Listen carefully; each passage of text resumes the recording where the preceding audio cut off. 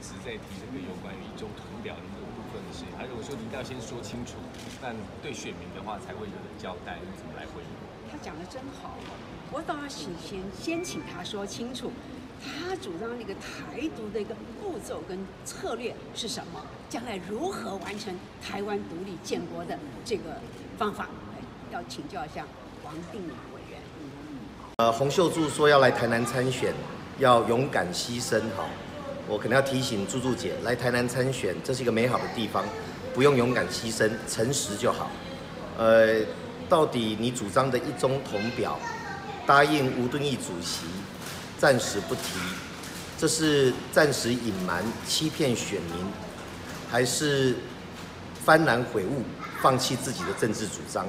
那我想，不管洪秀柱是不是诚实面对自己的一中统表，他来台南参选，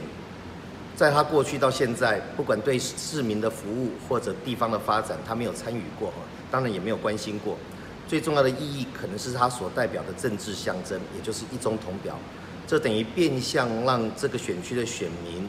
用公民投票的方式就一中统表来表态，而一中统表就是消灭中华民国，就是台湾变香港，这是一个严肃的课题，